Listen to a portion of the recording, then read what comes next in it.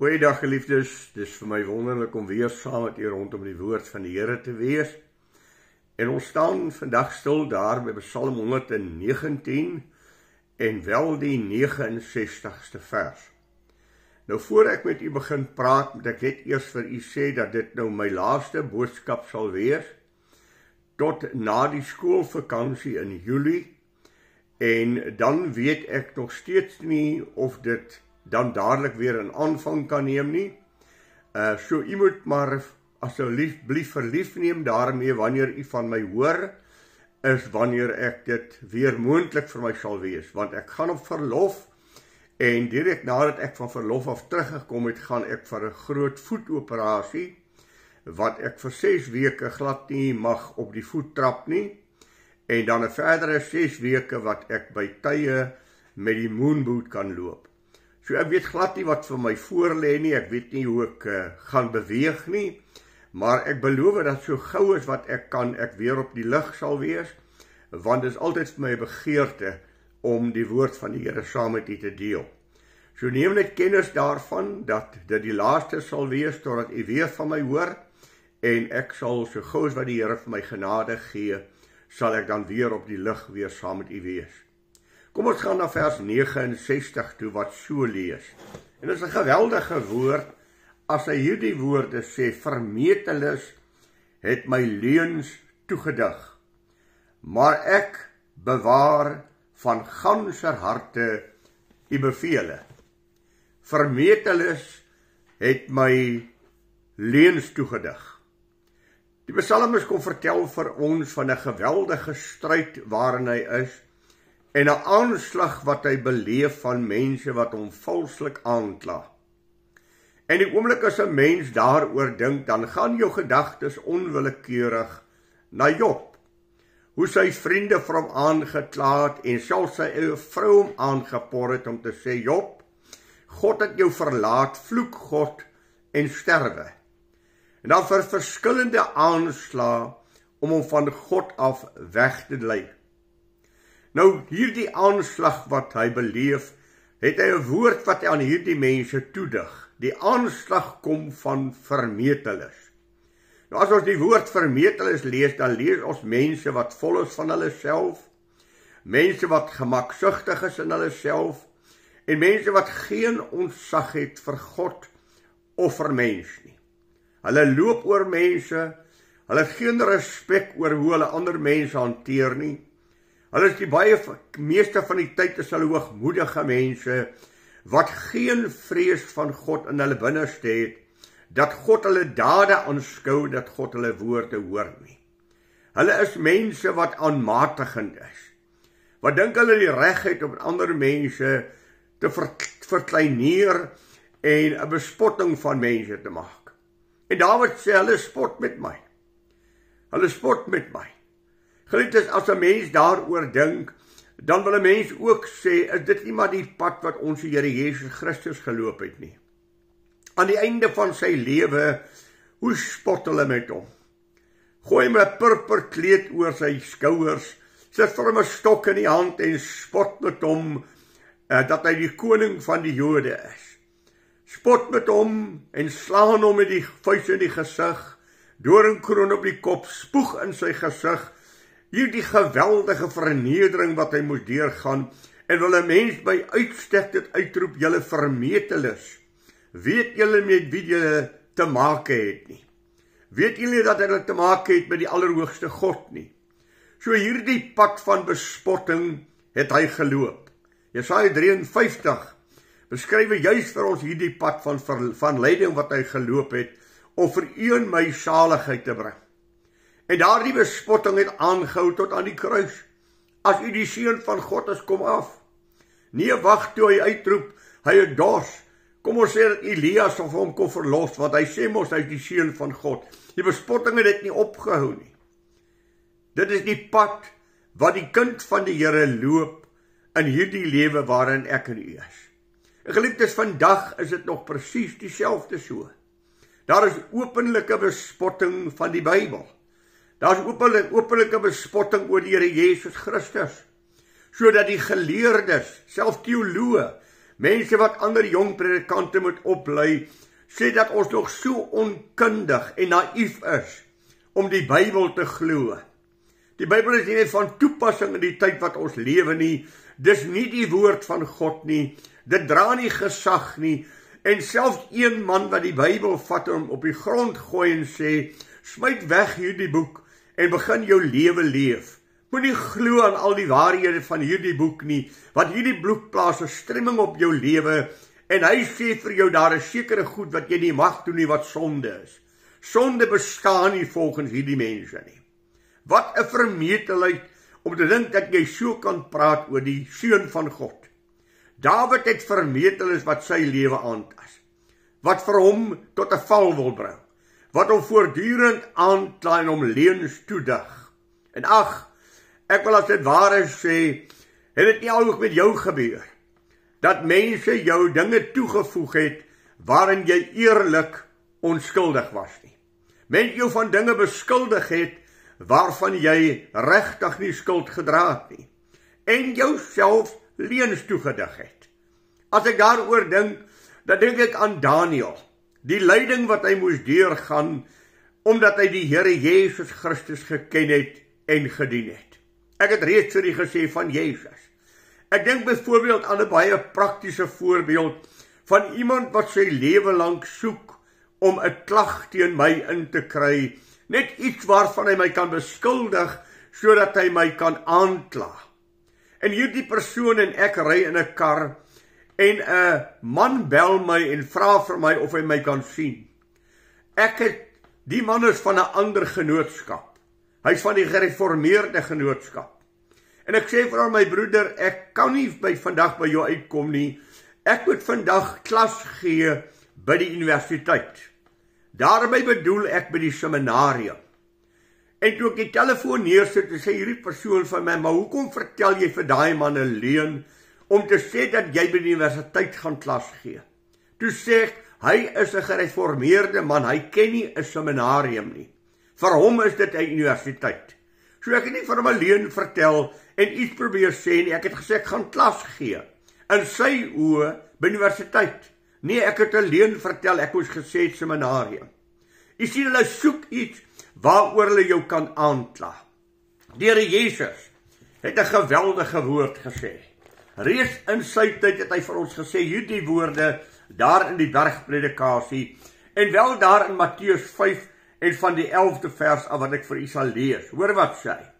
Salig is die wat vervolg word terwille van geregtigheid, want aan hulle behoort die koninkryk van God. Salig is julle wanneer die mense julle beledig en vervolg en valslik allerhande kwaad teen julle spreek om my ontwil. Verbly en verheug julle, omdat julle loon groot is in die hemele, want so het die profete vervolg wat voor julle gewees het. Ja, selfs die profete is aangekla dat hulle nie die waarheid verkondig nie. Selfs die profete is mishandel omdat hulle die woord van God verkondig het en mense het nie daarvan gehou nie. Daarom moet ek en u ook, geliefde, baie, baie versigtig wees, dat ons nooit 'n storie oor vertel, en partykeer 'n storie 'n sterkie aansit. Ons het gehoor sê, en dan vertel ons hierdie storie aan iemand anders wat ons gehoor het. Maar daardie storie is 'n leuen, en intussen tyd is ek en jy dan besig om die leuen voor te dra. Ag, ons hoor dit so baie. Het jy gehoor? En dan al hierdie ou dingetjies wat daar bygevoeg word, het jy gehoor? Jakobus het ons besonderlik vir ons gewaarsku oor die tong. Kom ek lees dit vir u. Net so is die tong 'n klein lid en beroem hom op groot dinge. Kyk hoe groot hoop hout steek 'n klein vuurtjie aan die brand. Die tong is ook 'n vuur, die wêreld van ongeregtigheid. Net so plek neem die tong onder ons lede in.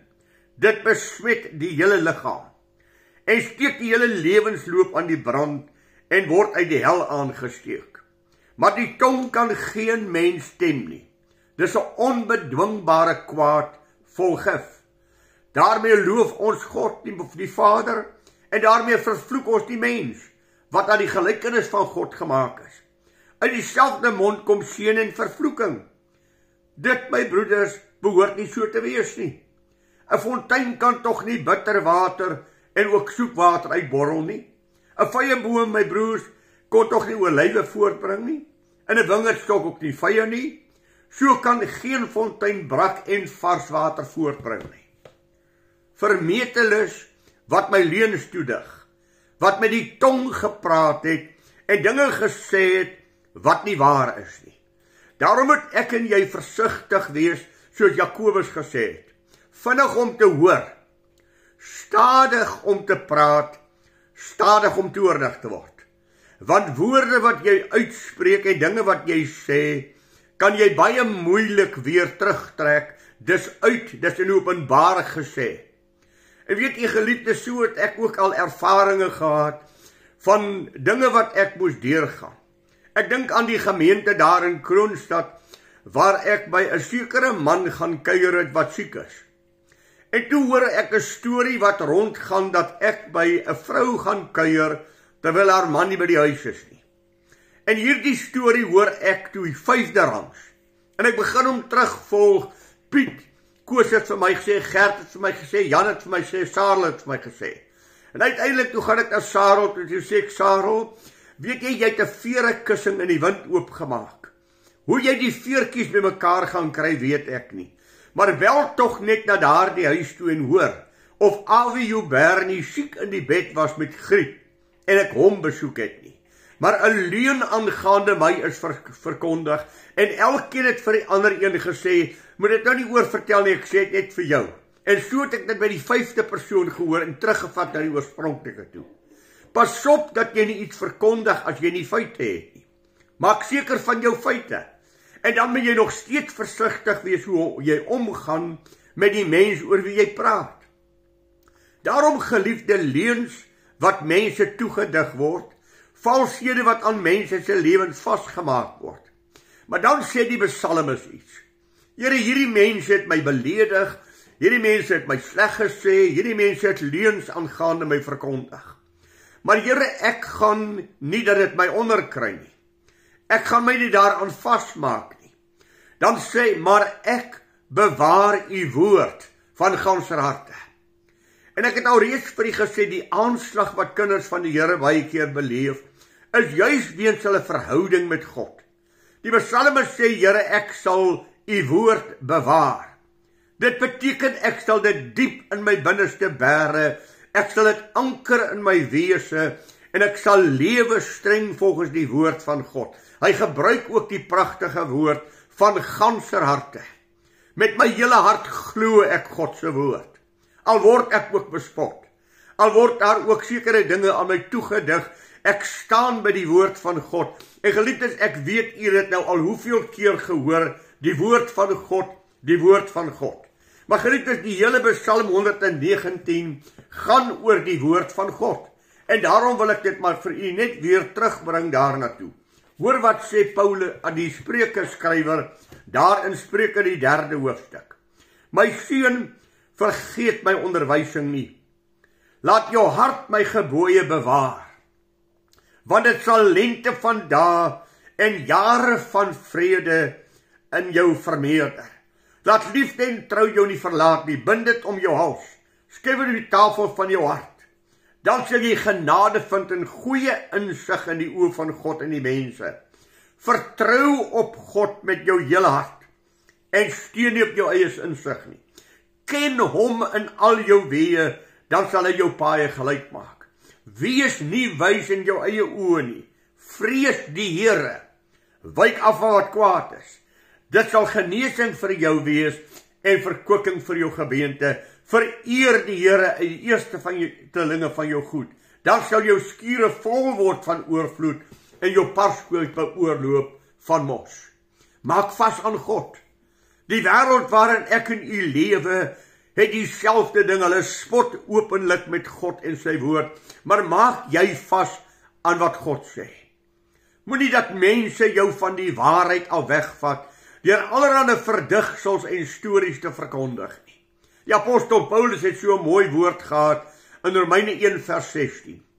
Hy sê die woord van God, ek skaam my nie oor die evangelie van ons Here Jesus Christus nie, want dit is die krag van God tot redding vir elkeen wat glo. Maar ek en u, wat nog by die waarheid staan, sal deur die wêreld bespot word. Satan gebruik die wêreld en hy gebruik die vlees, jou sondige wese, om jou van God af weg te lei. Daarom het Johannes gewaarsku. En ek het al vir hierdie gedeelte hoeveel keer gelees, u ken dit al so goed. Moenie die wêreld lief hê of die dinge wat in die wêreld is nie. As iemand die wêreld lief het, dan is die liefde van die Vader nie in hom nie. Luister, alles wat in die wêreld is, die begeerlikheid van die vlees, en die grootsheid van die oë, en die begeerlikheid van die oë, is nie uit die Vader nie, maar uit die wêreld. En die wêreld gaan verby, en sy begeerlikhede, maar hy wat die wil van God doen, bly vir ewig. Daarom geliefde, moenie dat die wêreld jou weglei van God se woord nie. Vermetelis het my leuns toegedig, maar ek het u woord in my hart gebere, en ek bere dit van ganser harte. Jakobus het 'n baie sterk woord oor die wêreld daarbuiten, en ek moet dit ook vir u lees, dan hoor u, dat God se woord persoonlik met u praat. Hoor wat sê in Jakobus 4 vir u, daar by die 4de vers. Ekskuus geliefde, ek die een blaadjie te ver hier sy. Egbrekers en egbreeksters, weet julle nie dat vriendskap van die wêreld vyandskap teen God is nie. Wie dan 'n vriend van die wêreld wil wees, word 'n vyand van God. Ek en u moet waak. Ek en u moet nougeset lewe. Die aanslag van die duiwel kom na u toe, deur verleiding na die vlees te bring, na dit jou van jou begeertes te bring. En geliefde, jy het 'n begeerte in jou hart. Uit jou menslike natuur is jy geneig om 'n swakheid te hê. En die duiwel kom na jou toe telke male op die terrein van jou swakheid. Daarom sê Jakobus vir ons dit so sterk, hoe word 'n mens in sonde vasgevang? Jakobus 1, daarvan die 13de tot die 15de vers. Moenie as jy versoek word, sê ek word deur God versoek nie. God versoek niemand nie, en hy kan self deur die kwaad nie versoek word nie. Maar jy word versoek as jy volgens jou eie begeerlikhede meegesleep word. En wanneer die begeerlikheid tot sy volheid gekom het, baar dit sonde. En as die sonde tot sy volle ontwikkeling gekom het, dan bring dit die dood na vore. U sien, hy kom na my toe met dit wat ek 'n swak plek voor het. Daarom het Paulus gesê, waak en bid, dat julle nie in versoeking kom nie. Ons bid, maar dikwels waak ons nie. Ken daardie swakheid van jou, wat jou elke keer tot 'n val bring, en jou elke keer so skuldig en pynlik voor God laat voel, wat jou self al op die plek gebring het, dat jy nie meer wil Bybel lees nie, moontlik nie meer wil bid nie, want jy is so ontmoedig, jy is so teleurgesteld in jouself. Ek wil vir jou sê, vlug terug na God toe, maar gaan waak oor daardie ding in jou lewe wat vir jou tot 'n val bring. En hoor wat sê Paulus, ek vermaan julle dan by die goedertierenheid van God, dat julle julle liggame stel as 'n lewende, heilige en aan God welgevallige offer. En word nie aan hierdie wêreld gelykvormig nie, maar word verander deur die vernuwing van julle gemoed, sodat julle kan beproef wat die goeie en volmaakte wil van God is. Daar is 'n aflegging en daar's 'n aanname wat ek laas vir u gesê het. Jy moet afstand doen van dit wat God nie behaag nie. Jy moet aanneem dit wat God sê. Dit wat die psalmes sê, Here, ek bewaar u woord van ganser harte in my hart. Paulus sê mos vir die Efesiërs, in Efesiërs 4 vers 22, wat die vorige lewenswandel aanbetref, moet julle die ou mens aflê wat deur die begeerlikhede van die verleiding ten gronde gaan.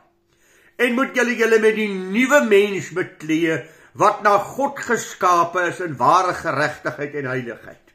Wat sê Petrus? Hy sê julle moet die vorige lewe en die vermaaklikheid wat aan julle toe kom, die vreeslike begeerlikhede wat stryd voer teen julle siel moet julle aflê. Jesus het gesê, jy kan nie, en dis 'n baie sterk woord, jy kan nie God en Mammon dien nie. Jy moet 'n keuse maak. Jy moet of besluit ek dien die Here soos die Psalm is. Here, ek bewaar u woord van ganser harte. Ek maak vas aan God. Of jy met die wêreld gaan dien. Ons lees die tragiese verhaal van Demas het die teenwoordige wêreld lief gekry en uit God verlaat. Wanneer hy praat oor bewaar, en ons het al soveel keer in hierdie psalmes gehoor, weer een sê ek vir u, die hele psalm gaan oor bewaar God se woord. Bære God se woord in jou hart. Daarom het ons by vers 9 gelees. Ek het u woord in my hart gebære, dat ek teen u sal sondig nie. Waarmee sal 'n jong skryf sy pad suiwer hou, deur dit te hou na u woord. U woord is die lig vir my pad en die lamp vir my voet. U sien geliefde, ek en u moet onsself anker in dit wat God sê. Dan alleen sal ons oorleef en sal ons oorwinning hê. Vers 68 van hierdie geleesde gedeelte het ons vir ons gesê. Kan ek iemand terugvat gou net na vers 68 toe? Hoor wat sê hy vir ons. Hy sê, u is goed en doen goed. Leer my u insettinge. U is goed en u doen goed. Leer my u insettinge. Daar by vers 63. Ek is 'n metgesel van almal wat u vrees, van die wat u bevele onderhou. Ag, mag dit jou getuienis wees, ek is 'n metgesel van hulle wat God dien. Geliefdes, dit wat God sê, is die finale. Dit wat God sê, sal bly tot aan die einde. En die geweldige, as ek in die Bybel lees, is dat die Here Jesus op 'n stadium sê, ek gaan julle nie oordeel nie. Die woord gaan julle oordeel. Dit wat ek vir jou gesê het, dit wat jy geweet het. As jy gedoen het wat jy geweet het, sal jy voor God onberispelik wees. As jy nie gedoen het wat jy geweet het nie, sal jy voor God skuldig wees. Daarom sê Jakobus 4 vers 17. As ek dan die waarheid ken en dit nie doen nie, dan is dit vir my sonde, want ek is ongehoorsaam aan God se woord. En dit wat God gesê het is eksplisiet, daar's nie aanpassing daaraan nodig nie, daar's nie regstelling daaraan nodig nie. Ek onderwerp my algeheel totaal met my ganse hart, sê die psalmes, aan dit wat God sê. Onthou jy nog die verhaal van Saul? Wat die Here vir Saul 'n opdrag gegee het, gaan wis uit. Al die Amalekiete met alles, dis onder die banvloek van God. God het dit vervloek. Jy mag niks daarvan spaar nie. Saul het die beste van die 4 gespaar. Hy het ook die koning in maksimum gevangenis gesit. En dan kom hy by die profeet en die profeet vra, hoe gaan dit?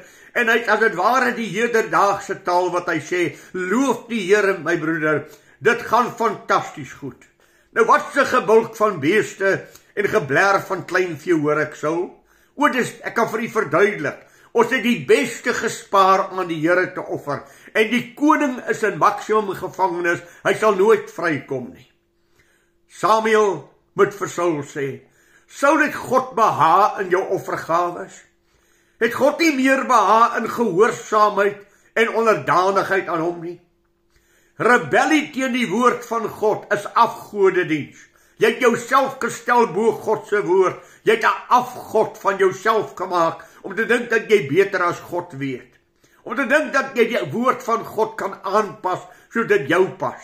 Jy het teen God gerebelleer en die koningskap sal jou weggevat word en God sal vir 'n man soek wat sal luister na wat hy sê.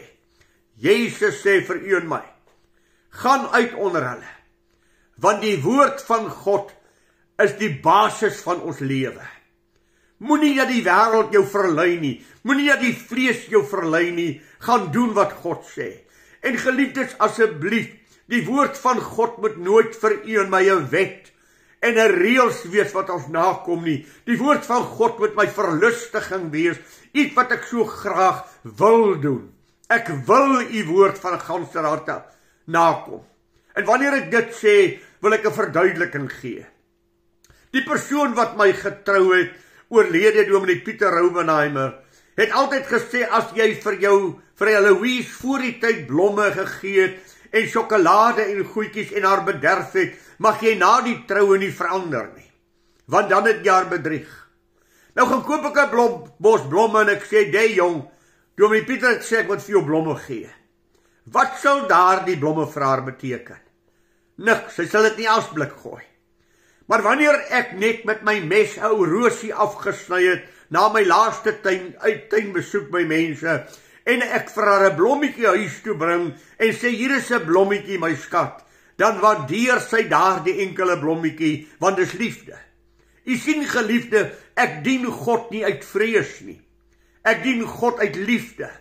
Ek dien God om het te kom wil dien. Ek dien God om het te kom waardeer.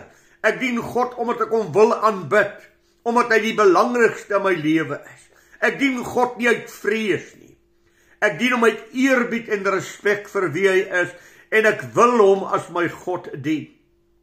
Daarom sê 1 Samuel 16 vers 7, die oë van die Here kyk nie soos ons kyk nie. Samuel, jy kyk wat voor oë is. God kyk wat in die hart is. En hy wat my eer, ek sal hom eer. En hy wat my verag, ek sal hom verag. Wat 'n geweldige woord. Hy wat my eer, ek sal hom eer. Maar hy wat my verag, ek sal hom verag. En geliefdes, die oë van die Here deurloop die hele aarde. Hy sien alles. Daar is niks verborge voor die oë van God nie, sê Hebreërs 4 vers 13. Hy sien alles. Hy hoor alles. En daarom moet ek en jy so versigtig wees. In elke woord wat ek sê ek in die direkte teenwoordigheid van God. Hy staan langs my, hy's mede in die gesprek, en hy hoor wat ek sê. Elke daad wat ek pleeg, doen ek in die teenwoordigheid van God, en hy sien wat ek doen. Hy sien my dade. En dit bepaal hoe God my gaan sien. Want God sien wat in my hart is. Want my dade en my woorde kom ons uit my hart. Die Here het gesê, al hierdie ongeregtigheid kom uit die hart van 'n mens.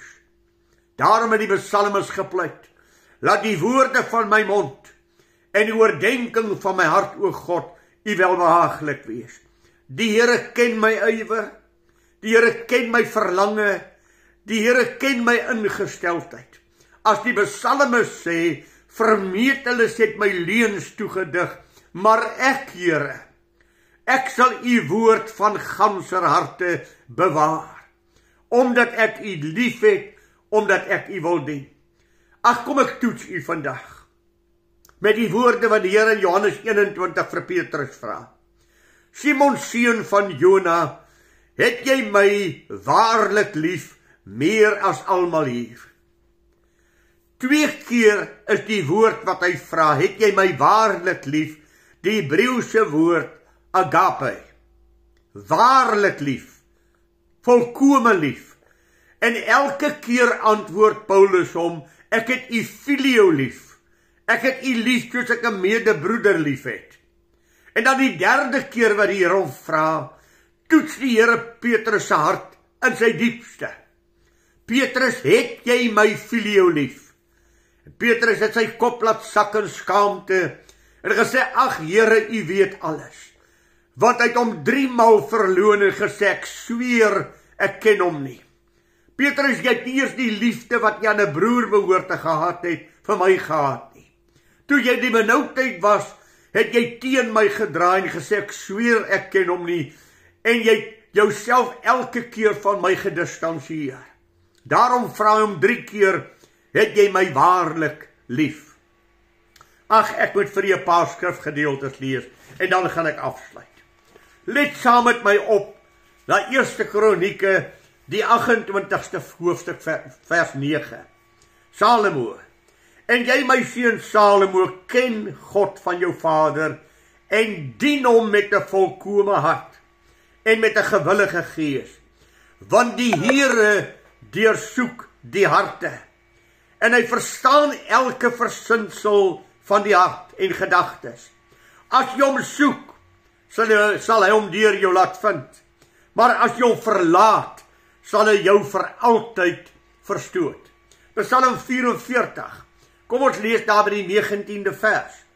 Hy sê, ons het nie agteruit gewyk nie. Ons gang het van u pad nie afgebuig nie. Sou God dit nie naspeur nie, want hy ken die geheime van ons hart. Matteus 5 vers 28.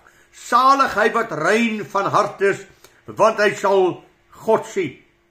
Ag, kom ek lees vir u nog een, net een Psalm 84, en ek lees vir u daar by die 12de vers van Psalm 84, en dan sluit ek af. Hoor hoe mooi, die 12de vers. Want die Here God is 'n son en 'n skild. Die Here sal genade en eer gee. Hy sal die goeie nie onthou van die wat in opregtheid wandel nie. Here, mense spot met my. Hulle dig my leuns toe, vermetelis. Maar Here, ek het myself aan u woord vasgemaak. Van ganser harte, met my hele hart, sal u weer saam met my sê wat die psalmis gesê het, daar in Psalm 18 vers 2. Dawid wat sê, Here, ek het u hartlik lief. Met my hele wese het ek u lief. Ag, mag die Here dit vir jou en my gee, dat die wêreld kan maar 'n aanslag loods. Ek maak myself vas aan God. Van ganser harte sal ek die Here dien, want hy is my God, hy is my liefde. Ek verlustig my in die Here, en dan sal hy my gee die begeertes van my hart. Mag die Here vir u ryklik seën hierdie tyd wat ons nou van mekaar gaan hoor nie. Bid asseblief vir my.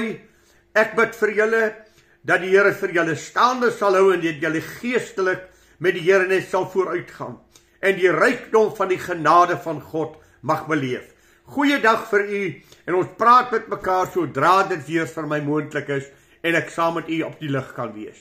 Geseënde dag, geseënde tyd hierdie vakansie as u weggaan, mag u en u familietjie dit saam geniet en mag u die genade van God milddadig belewe.